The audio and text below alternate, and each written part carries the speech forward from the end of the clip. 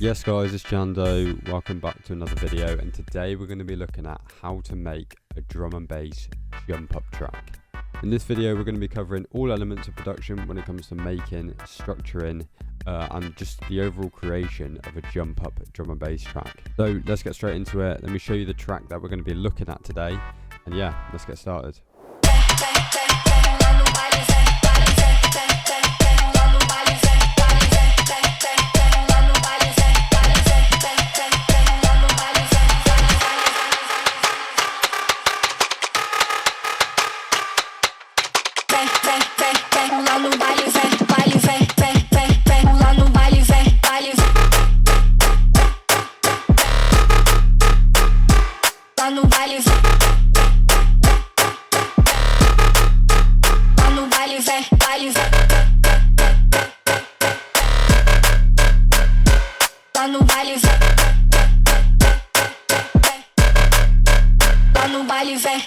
So jumping straight into this track, we're going to be looking at a few different things here. Obviously we've got our drums, basses, vocals, and then our additional instruments such as the Brazilian drums, Brazilian style tops, the ARP and the impact sweeps, so FX. Yeah, let's first start off with our drums.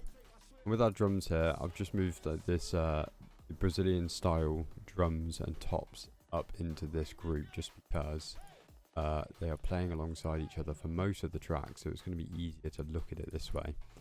And yeah, so to start off with, for the drums, for the main drums, let's start with, it's going to be a basic pattern. We go to our drop here.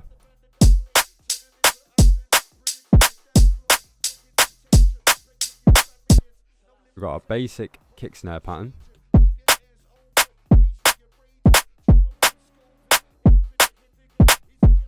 With our top end, so we've got a ride cymbal here, hi-hat, another little ride.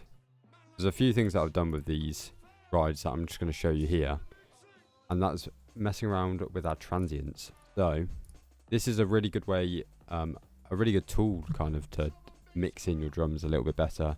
Sometimes you might find like a ride cymbal, like this one I found, bit too overpowering, bit too wide, whatever it may be. If we listen to the original sample here, it sounds like this. Super heavy, and I wanted more minimalistic drums, but I liked the tones of those high transients on my ride cymbal. So basically what we're going to do is minimize the transients, and what that essentially means is if you look at the waveform here, these are your transients. So all of these smaller sections are going to be shrunk and basically made quieter, but then we're going to still keep these peaks. If we lower this here, just for this specific sample, we start lowering it, we're just keeping the transients for these really high tight peaks here, and it's not playing any more of the sample. So we have this sat at about 40. Just for this, like it's all specific to whatever you're working on. But for this, I got mine set at about 40, and that just gives me that nice tone, cleans it up a little bit more, and it mixes well together. Same goes for this hat sample here, original sample, and then play around with the transients, and I found 32 to be the best sounding. And now I've got like a nice tight hat. And then same for this quieter hat here, which is more just like a noise hat basically, really loud and obnoxious. So turn down the transients and I just get like a nice tight ride cymbal now. And that's just something that I do with the majority of my sounds when I'm working on my drum and bass tracks, is using transient shaping and various different transient techniques to help mix in my drums overall. So then overall my drums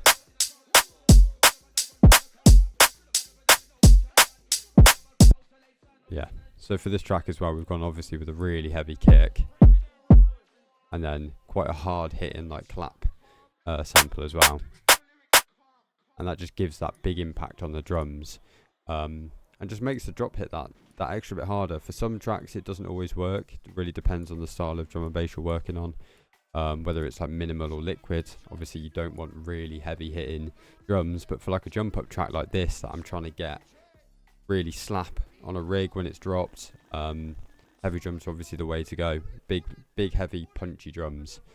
So yeah, those are the main drum pattern.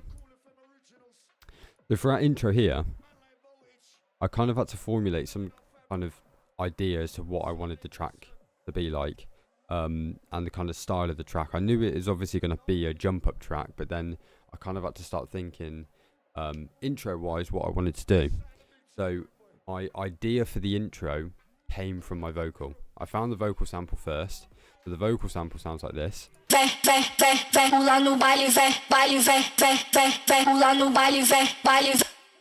There's this kind of like Brazilian funk sample, maybe. I'm not sure. It's some kind of Brazilian sample that I found on Splice or something. And it sounded really cool and I liked it. So I wanted to find something that made sense to that vocal. And that's something that I, again, do with a lot of my tracks, no matter whether it's jump up, rollers, whatever it is.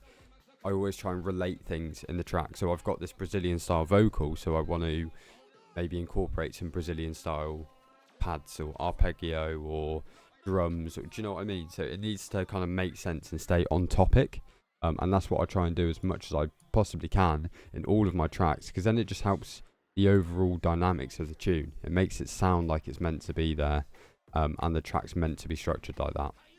So that comes down to the drums. So I found that vocal, and then I was like, right, now I've got to find some drums.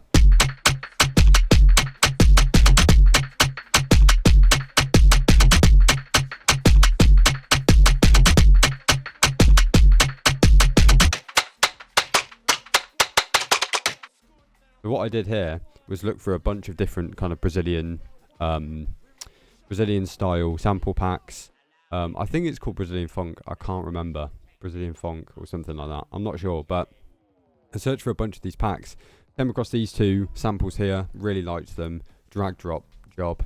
I just did my own kind of little bit of processing here and there just to kind of mix it for mix sound purposes, but other than that they're perfectly good samples and they don't need over processing basically.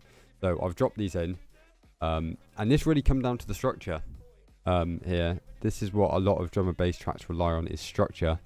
Yeah, for structure, something that I always recommend to kind of newer producers that I work with, whether it's in my one-to-one sessions or just working with them in generally, something that I always recommend is focusing on your structure. And luckily today we've partnered up with a company called ArrangerKing, who has this plugin that helps you with the structure of your tracks no matter what track you're working on, and you can design your own structures or use preset structures. Yeah, we're going to take a look at this little plugin here. So this is ArrangerKing here. It's a really basic plugin, but it's really, really important and really useful for newer producers that are learning kind of the structure of drum and bass, and the structure of music in general. This is not just bound to drum and bass. This is bound to every genre basically. So it doesn't really matter what genre you're making.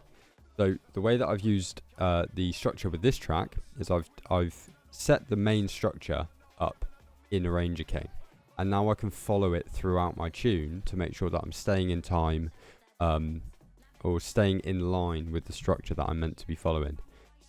So yeah, I've got 3 presets that I've made for this, which I'm going to give obviously for free in the description. If you want to go down there, you can get the arrangement presets in there if you want to buy ArrangerKing. I've also got a code down there where you can get 50% off this plugin if you want to grab it, if you're new to producing or you want to just grab it in general. Yeah, there's a 50% off code in the description, so go check that out. So the way that I've used this here, I've created this structure here that I want to follow through. So what I'm going to do is for the first 8 bars I'm going to be doing my intro, and then for the second 8 bars, so from bar 8 16, or in Ableton here to make it easier, from bar 9 to 17, I'm going to mainly focus on this being my build up. So when I was putting these Brazilian style drums in, I needed to focus on what part these drums were going to fit into. So the main drums here, these are my intro drums. They're kind of setting the mood of the track, and setting the flow. And these are coupled up with the kind of Brazilian style ARP thing I've got going on, which I'll show you in a minute. But this is my intro section. So up until this point here, this is my intro section, and this is just kind of getting the track kick started. You just got, what I always think is, I go in the mindset of, if this is the first track played on a set, you want the intro to be setting the mood. So this is like a nice boppy intro that's going to set the mood and build some tension, build some hype. At a club, in a rave, on the radio, wherever it's getting played, it's going to build that hype. So you want a solid intro. So this section of my intro is kind of build up that hype and get a nice bop going.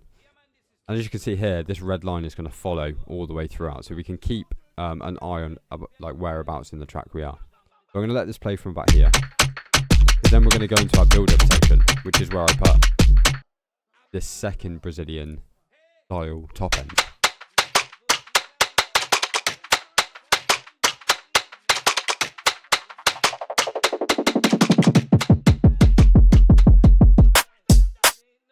So what I'm going to do is I'm just going to hide this up the top here. And so this is where we have our build-up section. As you can see, I've written it there, build-up section. And so we've got our Brazilian tops. So when I play the track all together, as you heard before, this is where it's kind of starting the build-up section and building tension towards the drop. So that's why I've got this here, just kind of strip back a little bit and let the rest of the kind of FX and ARP kind of build that tension. And as well as that, I've also got this kick build here.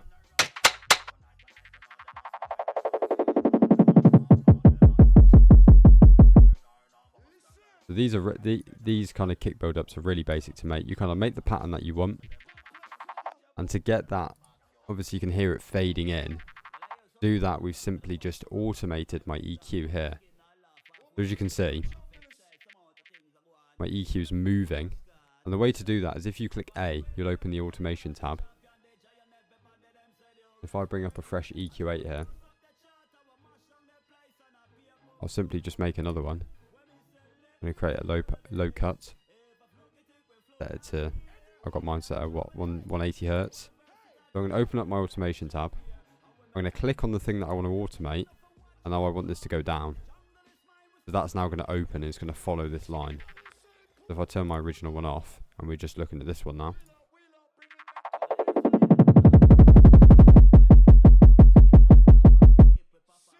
You can see that's how I've made that little like sweep in with the automation.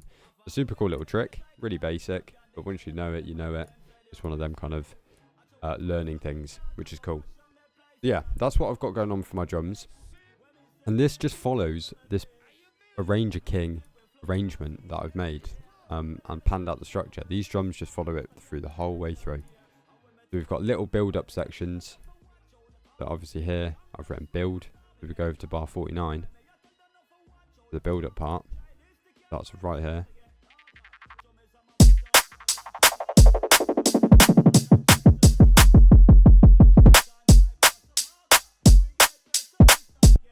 Yeah, so this helps us stay in line with our structure and keep it going. So I'm just going to drop this down the bottom for now.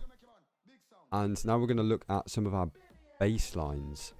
So for our bass lines here, we really just had to kind of get creative as to what kind of bass lines we wanted to make, really. When I was making the basses, I had the idea of going for some kind of like boppy, little stabby basses, and that's when I came, like, start messing around with Serum and made this bass.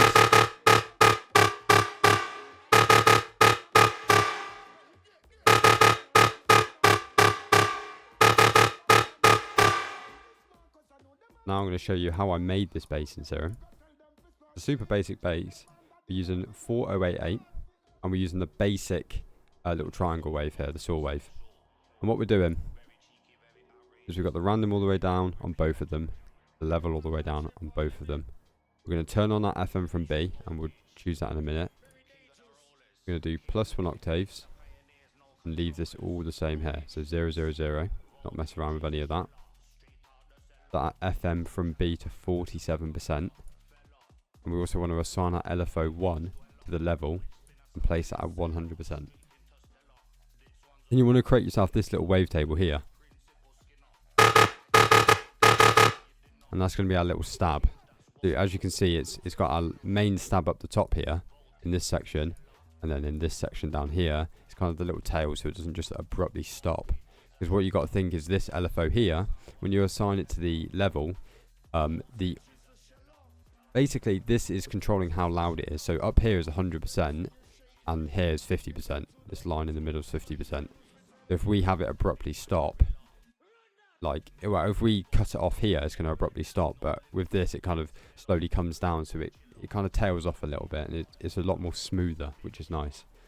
We're then going to turn on our sub bass, drop the level to 0, -1 octave, and again, assign LFO 1 to the level at 100%. Then we'll go over to PHS 48+, which is down here in the flanges right at the bottom. And then we're going to set our cutoff to 50, res to 37, drive stays at 0, pan stays at 0, and we're going to set this to oscillator A. Next in the FX tab, we've got our hyperdimension, and we're just using this right hand side, so you can turn the mix here all the way down. Size 15, mix 14. Distortion, we're using stomp box, which is right down here at the bottom. We're going to set our drive to 0, and again, modulate LFO 1 to the drive. And we're going to do that at 54%. Next is our compressor. Everything here stays the same. We're just gain stage in here. 5.6 dB on the gain for the compressor. And then we're going to go to our combs filter. We're going to put the cutoff all the way up. Res 0, drive 0, 0, stays at 50. And using the combs filter. So we're just using this to kind of boost and drive a little bit. So that's it for the serum patch. Really basic serum patch. Go over to our decapitator and you can copy this down. And I'll pull up my FabFilter Pro R. Copy this down as well. And we've got a couple of things going on with our FabFilter Pro R, which again is something that I want to show you and is quite important. We've got some automation going on here. So in between this gap in the bass, we've got our reverb normally, I'll show you here, sitting at 36 seconds on the space and 20% on the mix. And then as we progress through the bass line, pull this back a bit, you can see that this starts to rise and this starts to rise. Now this is my mix rising up and this is my space rising up, and we do this, well, I've done this in this track specifically to create a tail end and to make the bass bigger as it comes to this gap, and then it kind of sweeps back into the bass. So if we solo this and listen to it, you'll be able to hear it. You'll also be able to watch the space and the mix knobs move as the automation goes up.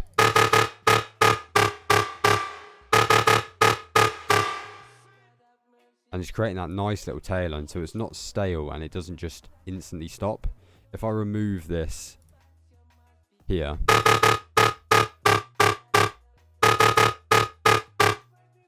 boring, stale. But this is creating that nice little tail end just to give it some character and some dynamics. That's really important with your drum and bass track, is creating those little dynamics in your with your basses or with your FX or whatever, just to keep character and not make this kind of monotone sounding track. So there's little things like that. Next we've got our intro bass. Now I'm going to show you this. It's the exact same patch. We've just done some different stuff with our fab filter. We've boosted the mix quite high and we've boosted the space quite high as well, and that kind of gives it that. We've also got a little bit of modulation potentially here. Mix space, no we don't, it's just on. But yeah, we just boost those up more just to give it that kind of backgroundy effect, really spaced out and nice, so it kind of sits in the back of the mix.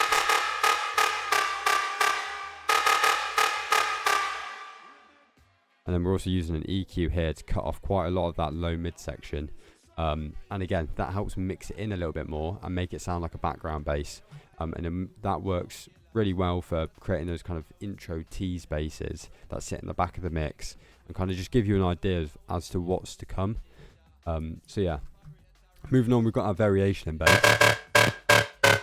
That's a simple change of just pushing the oscillator B octave up one. That's all it is. Nothing else changes with the patch or the post. Then we've got our basic sub basses, which I won't bother going into because they're just super basic. We've got our little warp bass here. I'll show you this. We've got FFT add seconds and basic shapes. We've got FM from beat on at 47%. So again, like we're kind of going off the same start of the patch as the last one. level both at 0, random both at 0. We've assigned the level LFO to the level at 100%. Same with the sub bass, and we've got 000 on our oscillator A, octave, semitones, and fine tune. But for our oscillator B, our octave is at +1. Change that there. Moving over to our filter, we've got oscillator A on and the rest are off. Our cutoff's at 205 Hz, and then again, modulating our LFO to the cutoff, pushing it all the way. So you can just slam that to 100% basically. And everything else is stock. So our res is at 10%. We've then created this big boxy LFO. It gives it that little sweep up, that warp kind of noise, if that's how you want to describe it. And that creates that kind of nice little sweep up. You can do the same thing with the envelope. I just decided to do it with the LFO. It works either way. And then yeah, moving on to our FX, we're on the exact same post-processing as last time. Nothing's changed. Other than our filter, which I'll show you, but all of this, compressor, distortion, and hyper dimension is the same. So for our filter, the only thing that we've changed is our cutoff for our Combs filter, and that's at 26 Hz. And everything else is the same. And same goes for our post-processing for that bass. It's the same as the last one, other than the fact that I don't believe we have any automation with our fab filter. So we just got 24, 13, and that's it. And again, this is just acting as a nice filler bass. So this is where it comes down to, again, dynamics and structure. And that's what ArrangerKing will help you with, is structure your tracks. If you're struggling to know how to structure them, go give ArrangerKing a go. There's free trial for it. Give that a go, see how you get along with it, and then obviously if you want to grab a copy, use my code 50% off. But yeah, this kind of thing helps you with the structure of your track, and the overall, like, creating like a nice dynamically good track, if that's how you want to describe it. So yeah, so all in all, our bass is sounding like this so far.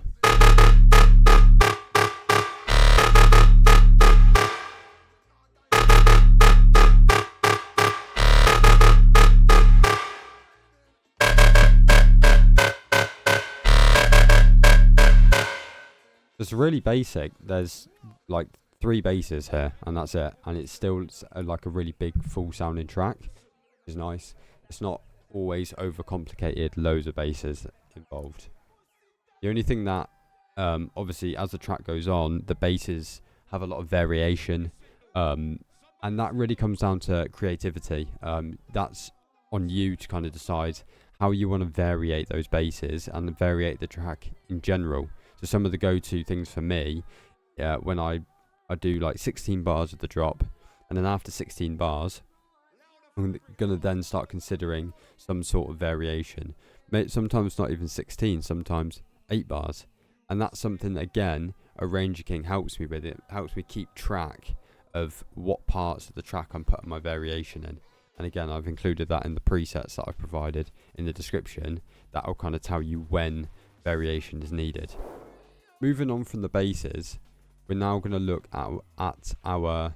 We're going to skip the vocals quickly and look at the intro RP thing that I've got and the sweep, because it's only 2 things. But this is what is kind of stringing that intro together with the drums that I showed you. So obviously we've got the nice boppy drums, hard hitting, setting the mood of the track.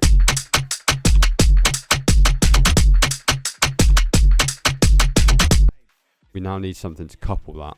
And what I've chosen is this nice little ARP that I found. So I found, again, Splice or something, I'm not sure. It just came out of like a Brazilian pack. What it sounds like before.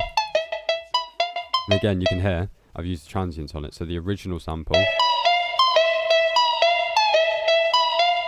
use the transient, like kind of shape the transients a bit down to 35 to make it like a plucky kind of ARP.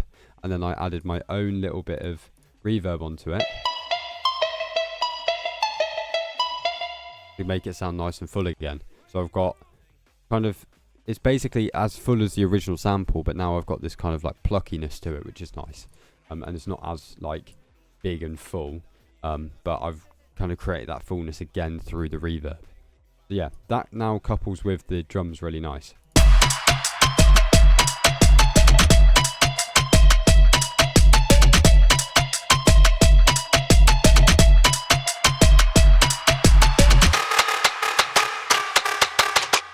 And then again, like I said before, with our that second Brazilian tops here, this is to strip back and allow the rest of the track to add the tension. So that intro bass again that I showed you, that is now starting to add the tension, as well as this sweep that I've got going on. It's starting to add that tension. So we'll listen to it again together.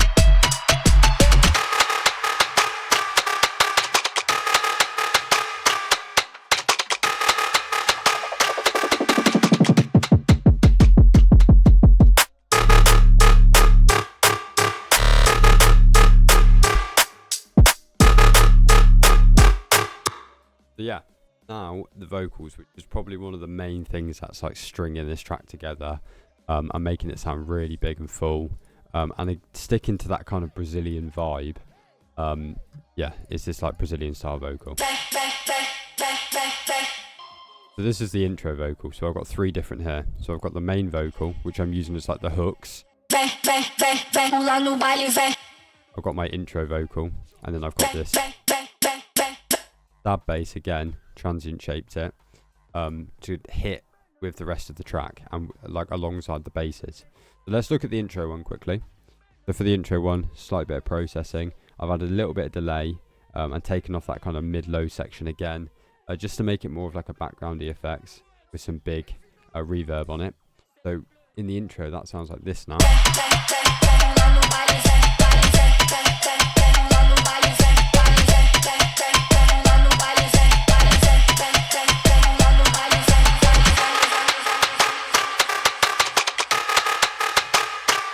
So as you can see, dynamics here. This is what the the delay and the reverb is really doing. So if I open up the reverb here, and what we're looking at here is it's the space. So this space here is just getting bigger and bigger. So it's going to get bigger here. And that allows it to obviously long out for even longer. That tail end of the reverb gets bigger and bigger, so it plays out for longer.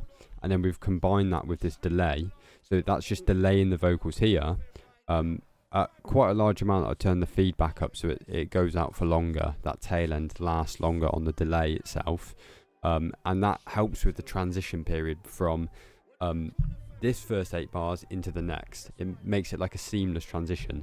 If we listen to just the delay on this,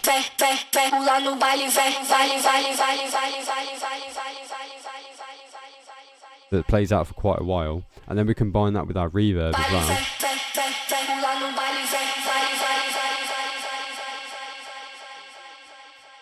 And that helps with that transition here. Otherwise we've just got a drop off and nothing. Like if I turn these 2 off here, just stops abruptly, and it's not very smooth transition. Combine that reverb with the delay,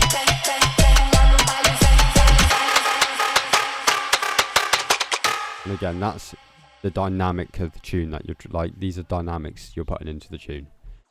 So yeah, that's the intro vocal. And then if we look at the main hook vocal, it's just got a little bit of reverb on it, 1.68 with 12% mix.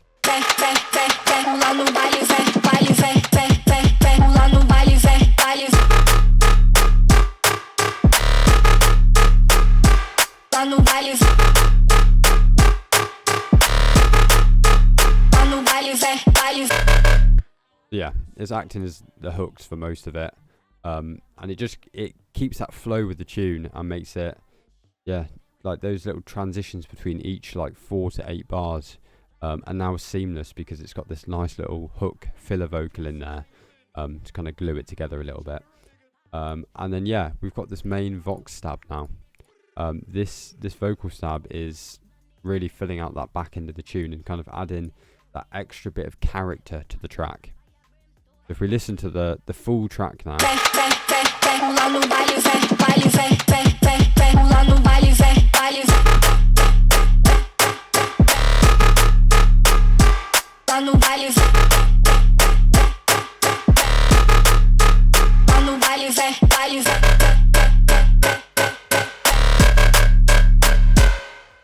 it's just adding that kind of like steppy vibe. It makes it more of a bop in my opinion.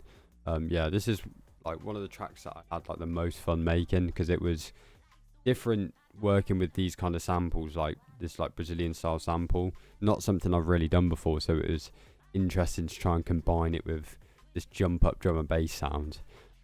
Yeah, that's the best part of music, is getting like as creative as you possibly can. But yeah, so yeah, we're gonna leave the video off for there today. I'm just gonna add some additional notes here about that ArrangerKing again. If you are new to production, that is one of the most important things, not specifically ArrangerKing, but structure is super important to learn, and that's something you should really focus on. So study your drum and bass tracks and listen to the structure there and implement that into your own tracks, and that's what ArrangerKing helps me with sometimes. Even now, I like to use ArrangerKing to kind of either plan out an idea or plan out the structure that I'm going for, so I can stick to it, not get sidetracked and start doing something else, and then that idea you originally had just crumbles because the structure isn't the same, or the dynamics of the track isn't the same, if you understand what I mean. So yeah, ArrangerKing, super cool plugin. All the details are going to be in the description, so make sure you check that out. Nice one.